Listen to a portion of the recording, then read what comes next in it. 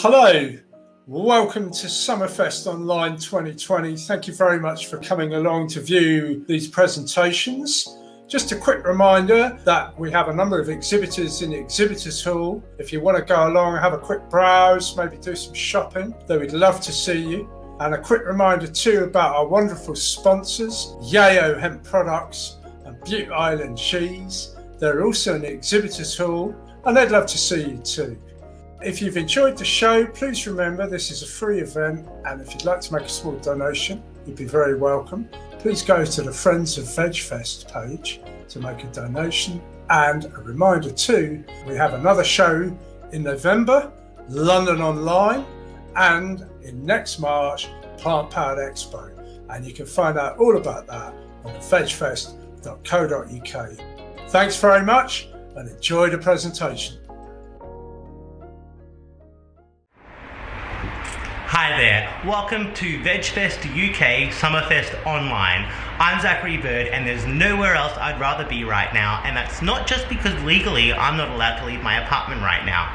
I am coming at you from Melbourne where we're still in lockdown, but I've got the perfect excuse to stay on live with you and make one of my favourite dishes from my brand new cookbook, Vegan Junk Food. This bad boy comes out in 2 weeks, but I'm going to give you a little sneak preview of how to make Lox Schmear Bagels.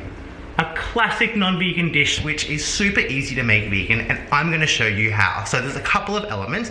We have a faux salmon, and that's really just made out of marinated tomatoes. And we're also going to be putting on our bagels some dill and caper cream cheese, some red onion, some extra dill. It's going to be super delicious, and that's all going on a toasted bagel. So here's the book, here's the recipe, here's your host, and let's get started. So we're going to be starting off with some tomatoes. You want to find a tomato that isn't fully ripe because we're not looking for all that tomato flavor. We're actually using this mostly for texture, and we'll be adding in the flavor later. So to kick things off, I've got a pot of water boiling just behind me. All we need to do is get a little knife and make a slit just along the top, and that's going to give somewhere for the skin to start peeling back in the boiling water. I'm going to put this knife away before we have a casualty, because the food I make, no animals are harmed, but ideally no humans are harmed also in the process. So let's get these into some boiling water so we can get started. Let's pop these in for 1 whole minute, or until you can see the skin start to peel back. As you can see, it's super quick on some, and the skin is just starting to peel away. You want to make sure they get a good rinse of cold water so that all of that heat dissipates and that they don't continue to cook.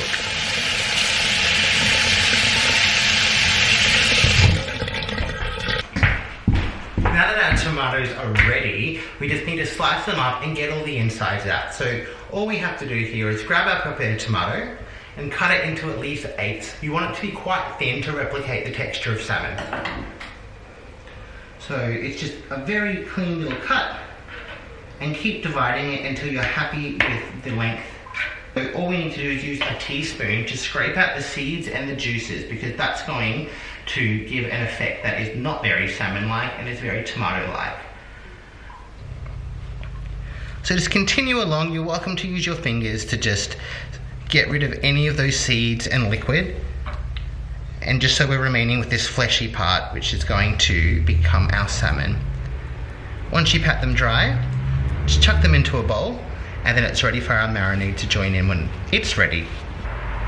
All of this tomato pulp that we're keeping to the side, feel free to just use it anywhere you would use a fresh tomato. I like to throw it into a pasta sauce.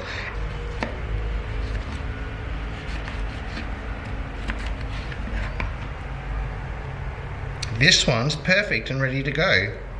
So I'll open that up and you get that weird inconsistency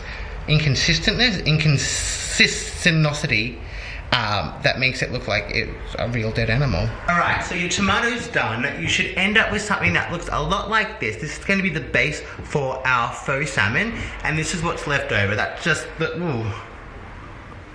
That was just the inside of the tomato, which you can just chuck into tomato sauce or a pasta or something really cute. So put that to the side and not on the floor below me as I have just done.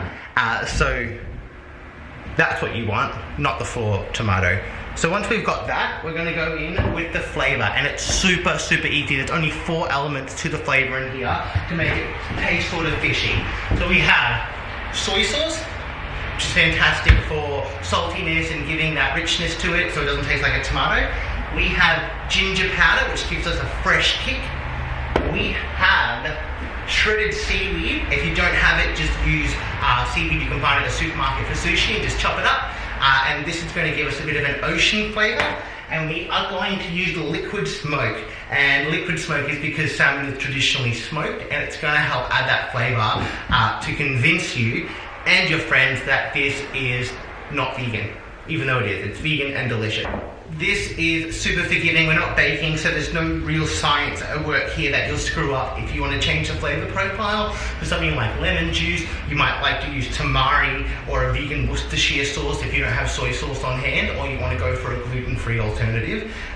So feel free to mix this up, but this is where my testing settled and told me was the best flavour. So we're going to have half of a cup of soy sauce. It does feel like a lot, doesn't it? Half a cup of soy sauce. We have 1 tablespoon of ginger powder. You've got fresh ginger, go for your life, absolutely use it. So it's 1 tablespoon in there. A US tablespoon, a UK tablespoon, whatever one is currently in your kitchen is going to be more than fine. And we're going to finish off with a teaspoon of our seaweed. This one you can really amp up if you want to, but we're just going to start with a teaspoon. And also a teaspoon of liquid smoke. So normally when I make a recipe, this only goes in drops. It is such a potent, incredible ingredient. But for this one, it's a pretty thick marinade, so a whole teaspoon needs to go in there, so enough of that flavour enters the tomato by the time we put it on our dish. So that's all ready to go. I'm going to give that a little swirl. Better yet, we're going to give that a thorough little mix. It smells gorgeous. And you know what? For good luck today, I'm going to put some extra seaweed in. The recipe didn't call for it, but I mean, we're doing it on the fly, and I'm really feeling like a bit of ocean flavours today. So a bit of extra seaweed for good luck. If you're not feeling lucky, leave it out. It's absolutely fine. And all we have to do is pour this over the top. And mix it all up to make sure it's combined. Make sure that you've got the liquid covering all the tomato so all the parts of it get some flavour. But it should look really quite murky and gross and sort of like, well, I grew up in far north Queensland and we have mangroves, and it's just like smelly mud water is what the ocean looks like. So it does kind of give me ocean vibes. I'm not sure what your local ocean looks like, but this is looking true to form. This is ready to go. Once you are ready, all you need to do is take the tomato out of the marinade and apply it as you see fit. So I'm going to continue to mix that up and leave this sit for an hour while I toast my bagel. Now the bagel won't take an hour, so let's just agree to meet here in 1 hour and we'll keep going, right? I will catch you then. Through the magic of time travel and video editing, it is now 1 hour later, and let's have a look. Can you see the difference? You shouldn't be able to. It will look the exact same. We're just marinating it to let the flavour seep in. So this is it an hour on. It's pretty much ready to go, and all we need is the entire rest of the recipe. We also need to make a dill flavoured cream cheese to go on our bagel. In my book, I have an amazing cream cheese recipe that you can use cashews for or sunflower seeds. But the trick is, I just broke my food processor. And because we're in a COVID-19 style lockdown, I can't leave my house to get a new one. But what I do have instead is a can-do attitude and access to the supermarket's already great range of vegan cream cheeses. So today I'm just going to be using a store-bought cream cheese. So if you can find one yourself, definitely use it. Otherwise, in my book, if you do have a food processor and you can find a way not to break it, then I do have a recipe for you. But what we're going to be using is, this is from Australia, it's called Made by Plants, and I'm going to see how much they actually give me before I get kick-started. Approximately 1 cup or 1 1/4 cups, which is about a half batch of my cream cheese recipe. So that's going to be really easy to adapt. For this, we need to zest half of a lemon. Get in there and get some delicious zest in. I love lemon zest. Half of a zested lemon, mind my language. We're going to go in, get it all in there. You know what, I'm going like 3/4 of a lemon zest. Is that wild? Make sure it's all in there, and then we're going to squeeze in half of the lemon juice for a good amount of tang. I get all of the juice, and then you can go in like a little grub and pick out that seed that made its way in. So we've got lemon zest, and lemon juice. I've got 1 garlic clove, which I have never written a recipe using 1 garlic clove because I feel like that's... Oh, we'll wait. Oh, that shut them up. Okay, well that's very, very nice of them. So I'm just adding 1 garlic clove only because I'm halving this recipe and normally it asks for 2. 1 garlic clove. Whenever I've seen a recipe with 1 garlic clove, I've assumed that there's like a decimal point missing or something and that it should be times by 10. But for this one, I am going to clarify it's just a 1 clove. And I'm just going to mince that up and chuck that in there with the lemon zest and the lemon juice. And now caper brine. We want to steal some of this flavour, so I'm going to put 1 teaspoon of the brine in. Oh. And then I'm going to get 1 teaspoon of the actual capers and just chop them up really finely. Normally this all goes in the food processor and I don't need to be as hands-on because these stinky little guys are a real assault on the senses. But we're hoping that that's going to lend itself really nicely to the variety of flavours that we have in our dish today. So I'm just making sure that no one gets like a full caper in there without suspecting it. We'll probably put some capers on top, but you can see them, you know that they're coming. We don't want a stray sneaky caper in the middle. We want about a teaspoon of chopped capers. So like not all of that, I almost did myself dirty. 1 teaspoon in there. And then I leave this quite open. But dill, you've got to have lots and lots of dill. I love dill so much. One of my first memories of food was going to the one Greek restaurant in where I grew up. And there was just the smell of fresh dill whenever you walked in the door. And there was also a giant shirtless photo of Peter Andre, who I assumed was one of the Greek gods, but it turns out he was just a brother of the people who own the cafe. So this is quite a lot of dill. I'm not going to put all of it in, but I'm going to put a good amount in. And because we're not food processing, you want to be quite thorough in mixing this all through.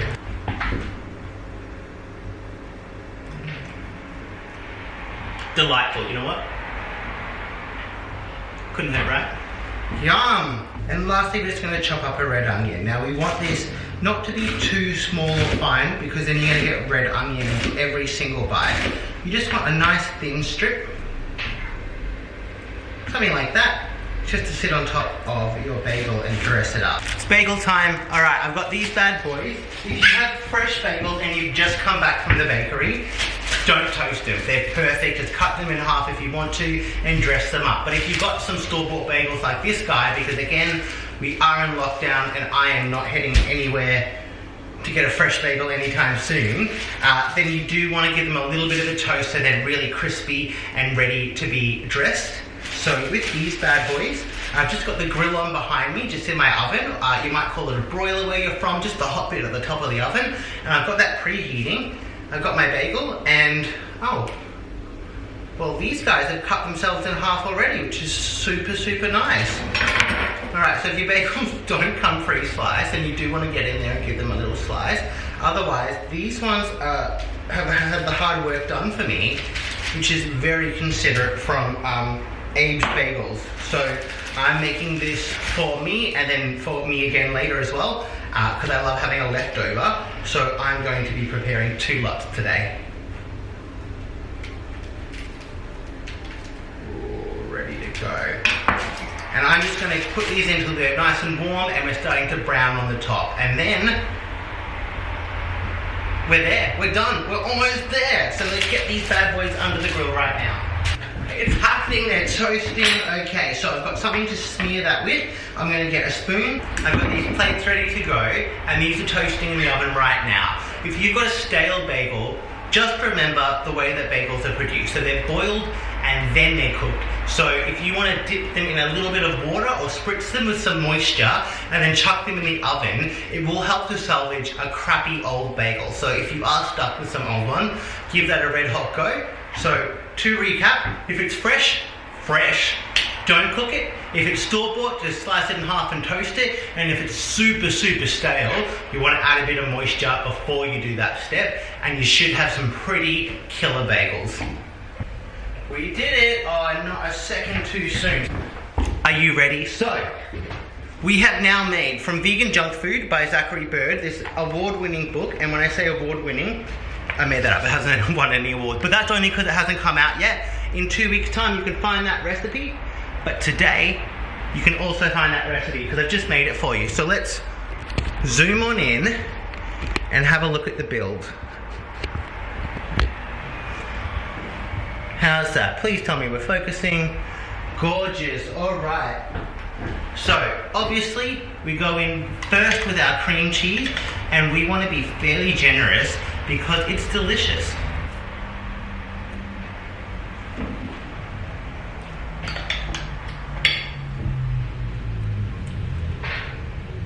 All right, we've got our beautiful marinated tomato. You can call it smoked salmon if you feel frisky. You can call it lox if that's something in your vernacular, but I'm gonna call it marinated tomato. And we are just going to place it on top. That's it. I'm just gonna let some of this marinade drip off so it's not seeping everywhere. You can always put the second half of your bagel on top like a lid, but I think that that's no fun when you could make a second bagel full of flavor as well.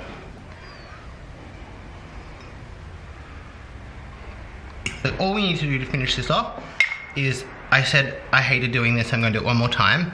A couple of capers, just so you can see that we put them in there and there's a little bit of warning. I'm just going to pop. I'm maxing out at 3 because remember we've already put some capers in here. Okay, I put 4 on that one, but that one's for someone who really likes capers. So on the home stretch, we've got our prepared red onion. Oh, that one was a bit ugly. Let's be a little bit prettier with our dressing here. You kind of want it to look like an accident, but take a long time to arrange it that way. Oh, that looks quite nice, that one. Let's let these sit on top. Feel free to use less dill. As I mentioned, it's the best herb on the planet, so I'm not going to be stingy today. And there you have it. That is Lox Schmear Bagels by Zacchary Bird. He's me. This is from my brand new book that comes out in 2 weeks from today. It's called Vegan Junk Food. It looks a lot like this. The inside look a lot like this. The author looks like this. And the delicious recipes taste like this incredible one I've showed you how to make today. So I hope you enjoy the rest of VegfestUK Summerfest Online. And check me out on Instagram, TikTok, Twitter, Facebook, Google it. Find me, I've got lots of jokes, lots of recipes, and a lot of good laughs to share with you. Have a great festival.